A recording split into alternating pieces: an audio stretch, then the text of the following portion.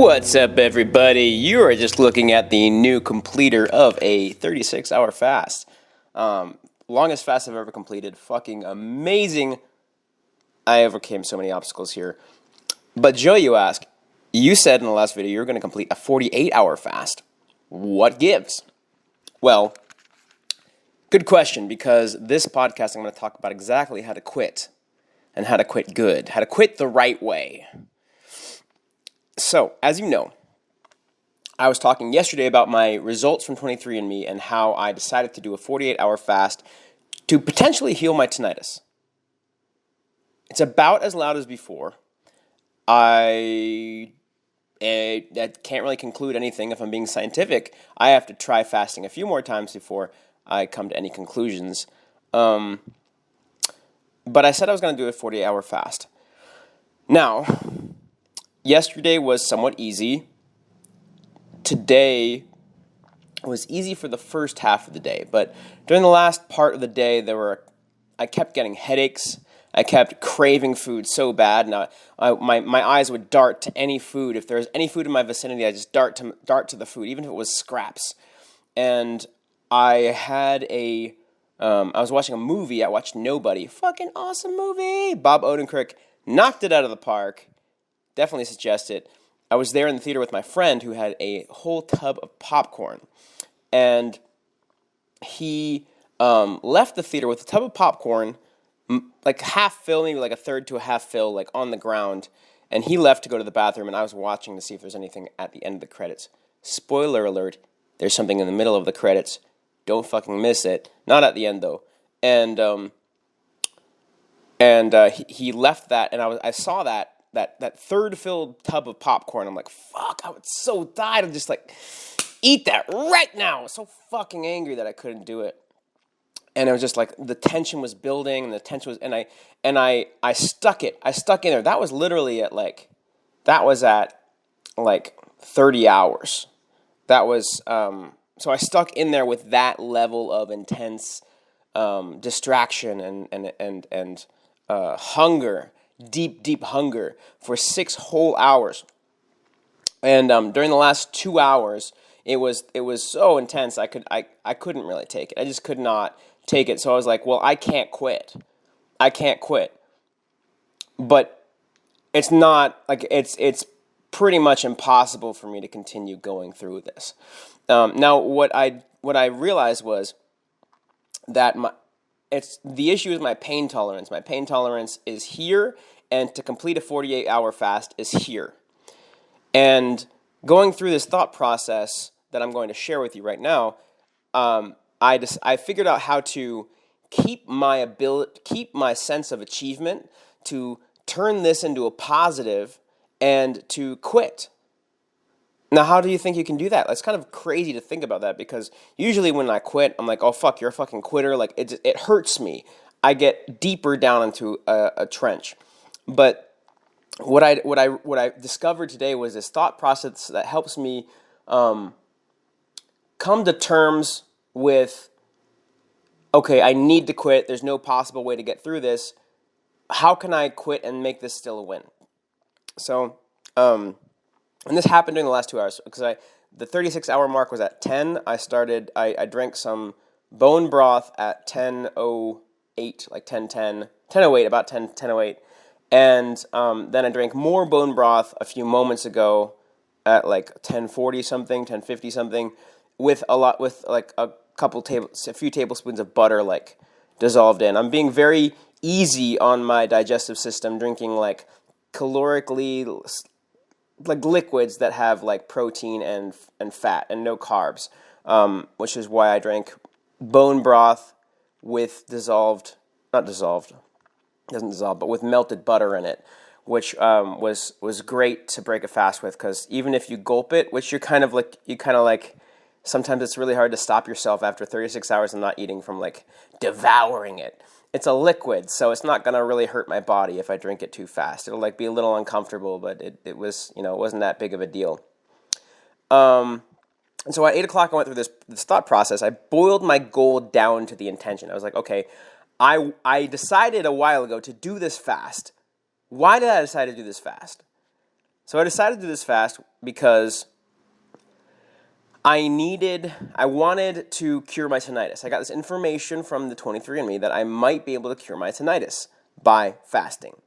Sorry, not 23andMe, by Dr. Rhonda Patrick's Found My Fitness. I'll link to the description in the below about why I just explain more about why I did this in the description in the video that I'll link below. And I was like, okay, this is why I'm doing it. Because I wanted autophagy. Autophagy kicks in after 1 day, so why not 2 days? Okay, so I'm like, okay, what if I just do like 1 day? So if I did a day and a half, would I still get some of that? And I was like, yes, I wouldn't get as much, especially because I would get some, especially because yesterday I ran 5 miles, which is about an hour, while fasting, which would have increased autophagy across the period of my fast, because I would have burned through my reserves of glycogen much quicker. So that was one thing, as I realized it, like I would still get some of my intention. And then I was like, okay, do I need to achieve a 48-hour fast?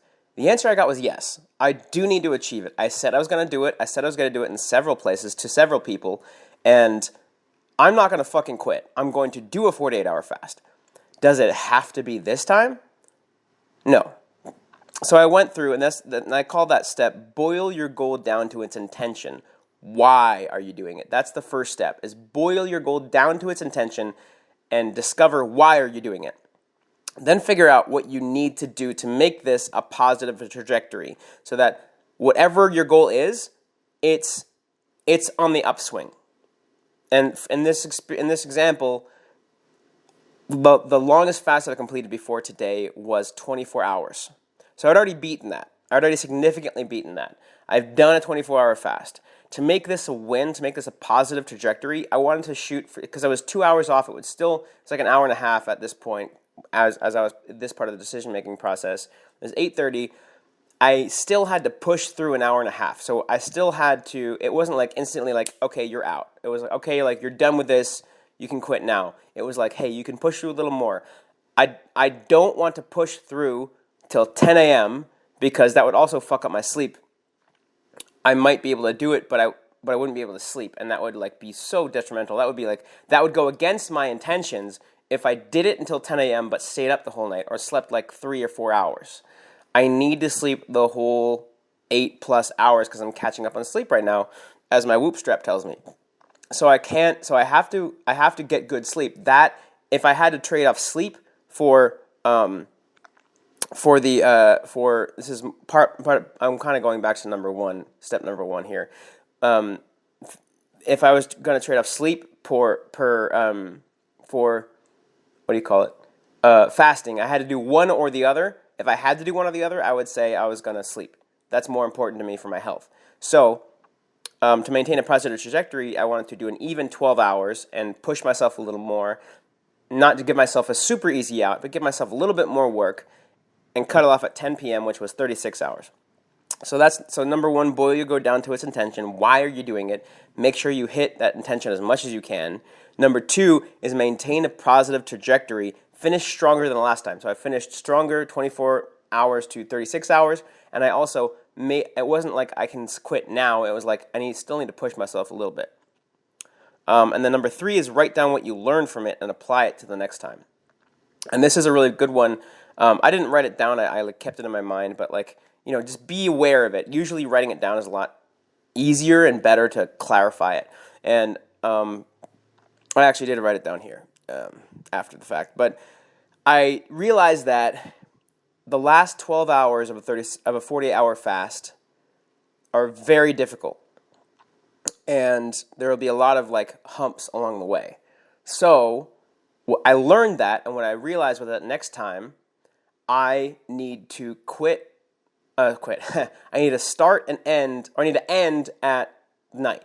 So I need to end at 10 p.m., not 10 a.m. And the reason is because if I end right after I wake up, then that means I have to sleep through the worst periods of the fast. But if I end right before I go to sleep, then that I don't have to sacrifice my sleep to go the whole 48 hours. Because I've done 36. I know what 36 feels like. If the 36th hour is in the morning, I've done that already. The hardest part if I'm awake, it's not going to sacrifice my sleep. And when I'm awake, the temptations aren't such a big deal. Like, I was extremely tempted today. I did not do anything until I went through this process and figured out how can I quit but it still be a win. So I trust myself that during those last 12 hours, if I'm awake, I can do what needs to be done to finish it. But if I'm asleep, it's going to fuck up my sleep, and that's going to make my health even worse. And that's the third step, is write down what you learned from it and apply it to the next time. And number 4 is schedule the next time. Make a specific time you're going to do it again. For me, May 1st. May 1st and May 2nd. It'll like be overlap the days. Like, I'll start May 1st at 10 p.m. and then finish May 3rd at 10 p.m. So that's my next attempt at this. I've learned from it. Instead of starting at 10 a.m., I've started at 10 p.m. That gives me, the first night's going to be easy as fuck because I've been eating throughout the day, and that food will like carry me through the night. And I'll probably start feeling it in the afternoon of the next day, and then I'll get over that big hump. I'll probably exercise that day to like push myself over that hump. And then, because when I exercise, you use up your glycogen stores more quickly and force your body to use glycogen and fat, to burn through the glycogen and use the fat quicker, because that's a big hump. When you stop using carbs and glycogen that you've stored and you go into fat, I've noticed that my body freaks out and tries to force me to eat. But if you run through it or something, if you do something high calorie, then your body will like burn through all of that, and it'll kind of force you into ketosis over that hump that would otherwise be hard. So I'll probably exercise the second day, and the second night will be like last night for me. It would be the second night where it was like I could sleep pretty well as long as I did good sleep hygiene, and then into the third day, that's when it will be hard, those last 12 hours, but I'll be awake during it, so I won't fuck up my sleep, and that I'm really excited about. So those are the 5. The 5th step is just do it again. Just do it. Just go do it. Go try another time. So it essentially boils down to learn from your mistakes. Like, how do you quit? Right? Is you do some analysis. You make sure you're not cheating yourself. And you improve over last time, and then you learn from it and try again. So I wanted to share this with you because it was a cool thought process that I went through that gave me some solace, because it really would have hurt me to push through this at this point. I would have gotten a lot less sleep. I'm already catching up on sleep, and sleep is really fucking important for me. So I wanted to share this because I also know that a lot of people have goals, and whenever you go towards a goal and don't achieve it, it feels really, really, really shitty. It feels really fucking shitty, and it just tears me up inside. I'm sure it tears you up inside too. And but there's a way you can still make it a win, and objectively a win, because it's like this experience. I fasted longer than I've ever fasted before, so that's fucking awesome. I didn't do 48 hours, but I did do 36 hours, which is a whole 1.5 times what I've done before. And I also learned a lot about my body and about my ability to fast, so that I'm ready to actually do my 48-hour fast. I hope this helped you out with your goals and etc. Please subscribe and like this video and hit the bell. That helps me reach a bunch more people, because YouTube is like, hey, it's a good video. And I want to grow this channel to a point where I can guide people like you on how to build an awesome life for yourself and have self-awareness and etc. and all that cool shit. So yeah, go ahead and do that, please. And also, if you want to support me even more, in the description there's a bunch of Amazon links, and these Amazon links are linked to the stuff that I use: the camera, the lens, this recorder, the tripod, etc., the equipment bag I use, and just click on one of those and buy what you're going to buy on Amazon, because it gives me a little cut of what Amazon gets, because it's like, oh, like, I referred you to Amazon, so Amazon's like, cool, thanks for the referral, here's a little kickback, and it's